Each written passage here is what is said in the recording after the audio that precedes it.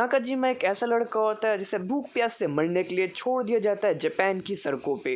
नदी के किनारे जब वो मरने वाला होता है तो उसे याद आता है कैसे उसे उसके ऑर्फनेज हाउस से निकाला गया था, कितनी उसकी बेइज्जती करी गई थी। और ये सब देख के वो सोचता है कि नहीं, उसे जीना चाहिए, उसे जीना पड़ेगा। और यही सोच के वो उठता है और सोचता है कि अब वो क्या करे। उसने काफ़ी दिनों से खाना भी नहीं खाया था और उसे बहुत ज़ोर की भूख भी अब लग रही थी कि तभी वो देखता है उसके पास से पुलिस के कुछ ट्रेनिंग करते हुए लोग जा रहे होते हैं, जिनके पास वो सोचता है कि चोरी करे। बट उसे लगता है कि ये तो सारे ट्रेनिंग कर रहे हैं, इनके पास से क्या ही पैसे मिलेंगे। वो सोच रहा होता है कि वो कैसे सरवाइव कर पाएगा, वो कैसे खाना खाएगा, कि तभी वो देखता है एक नदी में कोई इंसान डूब रहा होता है, जिसे बचाने के लिए वो जाने की सोचता है। लेकिन उसे लगता है कि क्या वो उसे बचा पाएगा या कहीं उसे बचाने के चक्कर में वो खुद भी ना डूब जाए। बट एंड में वो सोचता है कि उसे जाना चाहिए और वो ये सोच के कूद जाता है। जिसके बाद नाकाजिमा उसे वापस ले आता है ज़मीन पे और वो उसे बचा लेता है। कि तभी वो इंसान उठता है और वो ये देखता है कि उसे बचा लिया गया है, जिस बात पर उसे यकीन नहीं हो रहा था। और वो सोच रहा था कि आखिर उसे क्यों बचाया।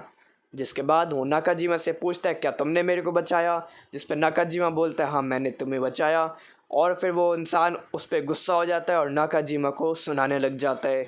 इस पर नाकाजिमा बोलता है कि क्या मेरे को यहाँ पे एक इंसान को बचाने के लिए सुनाया जा रहा है, क्या मेरी किस्मत इतनी ख़राब है। और फिर सुनाने के बाद वो इंसान नाकाजिमा को अपना नाम बताता है, जो कि होता है डाजी। कि तभी नाकाजिमा उठता है और सब लग रही होती है बहुत ज़ोरों की भूख। जिसके बाद जो डाजी होता है उसे भी बहुत ज़ोर की भूख लग रही होती है और वो बोलता है कि क्या बात है, हम दोनों को ही भूख लग रही है। लेकिन डाजी बोलता है कि मेरे पास तो पैसे ही नहीं है, मेरे सारे पैसे तो पानी में बह गए। जिस पर डाजी कहता है कि हाय मेरी किस्मत, मैंने जिसको बचाया वो भी मेरी तरह गरीब है। कि तभी वहाँ पे डाजी का दोस्त आ जाता है, जो कि नदी के उस किनारे होता है, जो डाजी को बोलता है कि तुम ये क्या कर रहे हो, यहाँ पर टाइम वेस्ट क्यों कर रहे हो। जिस पर डाजी बोलता है कि हम दोनों को भूख लग रही है, हमें कुछ खाने ले चलो। जिसके बाद वो तीनों जाते हैं एक होटल में खाने के लिए, जहाँ पे जाके नाकाजिमा जो होता है वो भर भर के एकदम खा रहा होता है। लेकिन डाजी का दोस्त बोलता है कि ये मेरे पैसे हैं तो थोड़ा लिमिट में खाओ। खाना खाने के बाद वो तीनों थोड़ा बात करने लग जाते हैं और बात करते करते नाकाजिमा पूछता है कि तुम दोनों वैसे यहाँ पे करने क्या आए हो, तुम्हारा ड्रेस देख के तो लगता है कि तुम लोग कोई अच्छे घर से हो और कुछ काम करने आए हो।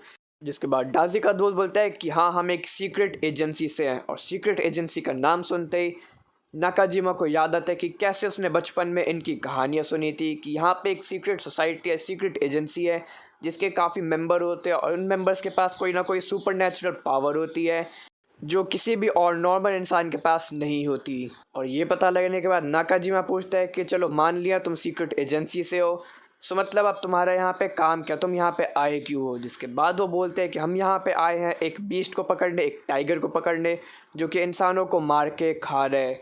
एंड बीस्ट का नाम सुनते ही जो नाकाजिमा होता है वो भाई एकदम खौफ में आ जाता है और ट्राई करता है वहाँ से निकलने का। लेकिन दाजी का दोस्त उसे पकड़ लेता है, कहता है कि शायद तुम्हें कुछ बीस्ट के बारे में पता है, इसलिए तुम यहाँ से भागने की कोशिश कर रहे हो। जिसके बाद नाकाजिमा बोलता है कि मेरे को जाने दो, मेरे को बीस्ट से कोई भी लेना देना नहीं है। लेकिन डाजी का दोस्त उसे ज़मीन पे गिरा देता है और कहता है कि भाई मेरे को जल्दी बताओ तुम्हें जो भी पता है उस बीस्ट के बारे में। जो सुन के डाजी उठता है और कहता है कि भाई तुम रहने दो, तुम इससे मत पूछो, मैं पूछता हूँ। तुम्हारा पूछने का तरीका एक इंटेरोगेशन ज़्यादा लगता है। जिसके बाद डाजी नाकाजिमा के पास आता है और कहता है कि तुम्हें बीस्ट के बारे में जो जो चीज़ पता है वो बता दो, वरना ये इंसान तुम्हारी हालत बुरी कर देगा। जिसके बाद नाकाजिमा फाइनली अपना मुंह खोलता और कहता है कि उस बीस्ट ने मेरे ऑर्फनेज हाउस पे भी अटैक किया था और वहाँ के काफ़ी सारे बच्चों को मार के खा लिया था। जिसके बाद उसके ऑर्फनेज हाउस के मेंबर ने नाकाजिमा को वहाँ से निकाल दिया था, क्योंकि वो और अपना बर्डन नहीं बढ़ाना चाहते थे। जिसके बाद नाकाजिमा बोलता है कि बात इतनी ही नहीं है, मैं जहाँ जहाँ जाता हूँ वो बीस्ट मेरा वहाँ वहाँ पीछा करता है। जैसे अभी 4 दिन पहले मैं एक जगह पे था, वहाँ पे वो बीस्ट फिर से आया था मेरे को मारने के लिए, मेरे को खाने के लिए, लेकिन मैं उसको मिरर में देख के वहाँ से भाग निकला था।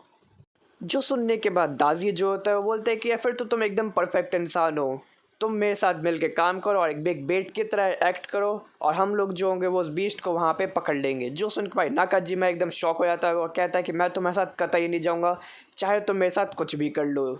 जिस पे दाजी कहता है कि अगर मैं तुम्हें इनाम दूं फिर तो तुम मेरे साथ चलोगे ना। जिस पे नाकाजिमा पूछता है कि तुम मेरे को कितना अमाउंट दोगे।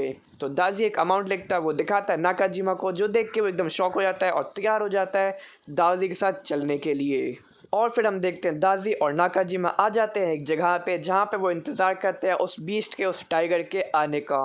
वहाँ पे बैठे बैठे दोनों एक दूसरे से बात कर रहे होते हैं, जिसमें दाजी जो होता है वो एक बुक पढ़ रहा होता है और नाकाजिमा उसे बताता है कि कैसे उसकी लाइफ बचपन से लेकर अभी तक रही और कितना वो यूज़लेस साबित हुआ सोसाइटी के लिए। और अगर वो आज बीस्ट के थ्रू खा ही लिया जाता है तो इसमें उसे कोई दिक्कत नहीं है, क्योंकि वैसे भी वो यूज़लेस सा ही साबित हुआ है सबके लिए। जो सुनने के बाद दाजी थोड़ा इमोशनल सा हो जाता है, लेकिन वो कहता है कोई बात नहीं। कि तभी वहाँ पे कुछ गिरने की आवाज़ आती है, जो सुन के नाकाजिमा एकदम शॉक हो जाता है और कहता है कि लगता है वो बीस्ट आ चुका है। लेकिन दाजी कहते हैं कि नहीं यार, वो किसी बीस्ट ने नहीं गिरा है, वो खुद हवा से गिरा हुआ एक ऐसे ही नॉर्मल सा ऑब्जेक्ट होगा। लेकिन नाकाजिमा को यकीन नहीं हो रहा होता, जिस पर दाजी अपनी बुक बंद करता है और कहता है कि तुम्हें मेरी बात पे भरोसा क्यों नहीं है। दाजी का ऐसा कॉन्फिडेंस देख के नाकाजिमा बोलता है कि तुम इतने कॉन्फिडेंस कैसे हो, मेरे को तुमसे जलन हो रही है। जिस पर दाजी नाकाजिमा को कहता है चांद की तरफ देखने के लिए, और जैसे ही नाकाजिमा चांद की तरफ देखता है उसकी आंखें एकदम खुली रह जाती है, वो एकदम सुन्न सा पड़ जाता है। कि तभी उसके चारों तरफ अजीब सी रिंग बनने लग जाती है और उसके बाद कुछ होने लग जाता है।